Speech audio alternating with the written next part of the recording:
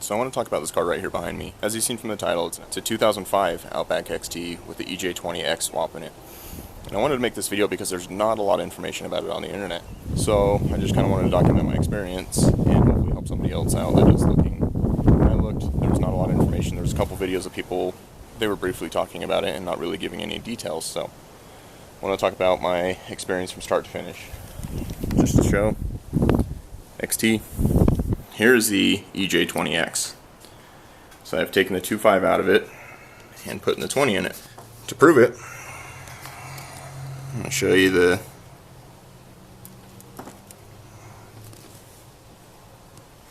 come on.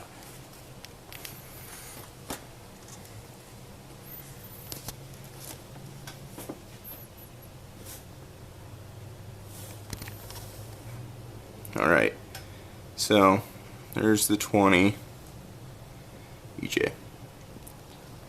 So EJ20X. It has the dual AVCSs, so it has the AVCS on the intake side and the exhaust side. Now I haven't done anything with the bottom side AVCS. I obviously hooked up the intake and just let that go. There hasn't been any issues. It just makes a little rattle noise for a second until it builds up oil pressure and then it goes away. And I have put almost 500 miles. Let's check. And I'll start it for you. Alright, so the car has 235,000 miles, which doesn't really matter. And then I've done 480 miles. I've actually done more than that. It's just the other battery didn't last, which is not a surprise considering my record with batteries, but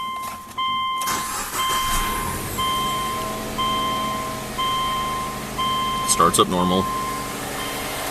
Sounds pretty good.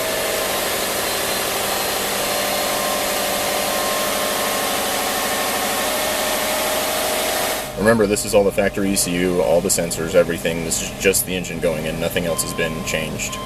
The only thing is when the car is still kind of cold and you put it in gear, it will rattle. It's the bottom cam kind of rattling around a little bit. I'll put it in gear and show you.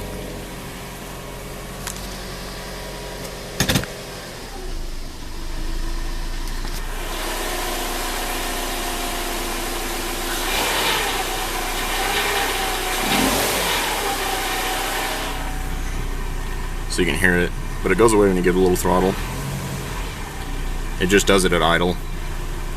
And then once it warms up and it's up to temperature and it's all got its oil pressure and everything, it goes away. Like, it's in neutral right now.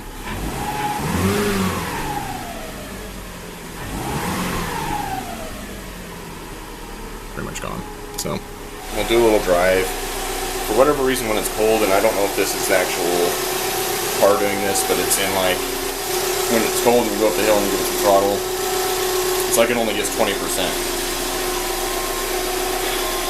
And I live in a really steep hill, so it's really exaggerated. When it's on the flat, it's not so bad. I almost wonder if you were to get like a ROM Raider or something and did some open source tuning that you'd be able to change the throttle position up a little bit on that one so it feels a little bit better. But I did a 0 to 60 the other day. I tested it with my phone. It was about 7 seconds, and this car is about 6.8, 0 to 60, so it's pretty on par with what it is, especially given the fact that this is supposed to be a 48,000 mile engine, but is it really? Who knows? It's just what they say. This one had a compression test with it, which could have been from anything. I took their word for it, kind of paid a little more. I think I paid about $1,300 for this engine, if I remember right.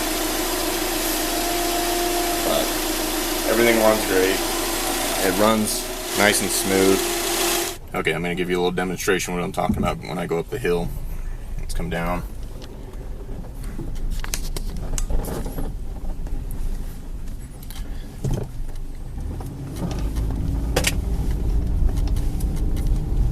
Alright, it's just creeping. That's floored.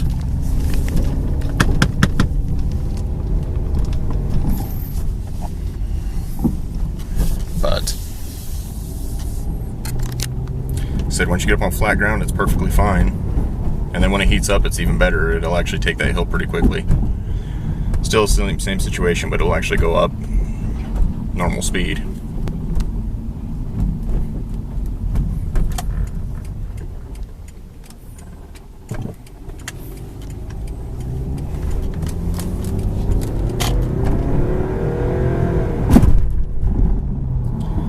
once it gets moving past that first gear, second, third, anything like that, it moves really nice. I don't know if there's a limiter in first gear for the auto trans cars or what, but it runs really nice. I'd suggest it.